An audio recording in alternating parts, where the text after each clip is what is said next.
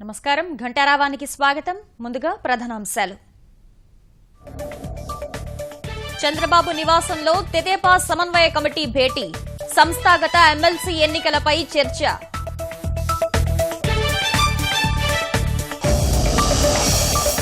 కాసేపట్లో అమాత్యులతో సభాపతి సమావేశం, మహిళా పార్లమెంటేరియన్ సదస్సుకు ఆహ్వానించనున్న కోడెల.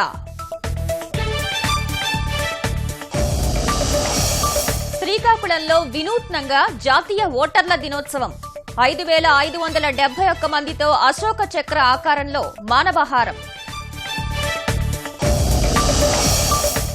సదా ఉపకారాగారం నుంచి పరారీకి 45 మంది ఖైదీల యత్నం, ఘర్షణలో ఒకరు మృతి, 2 సిబ్బందికి గాయాలు. పంజాబ్లో ఆసక్తికరంగా అసెంబ్లీ ఎన్నికలు, ఆమ్ ఆద్మీ రాకతో తప్పని ముక్కోణపు పోరు.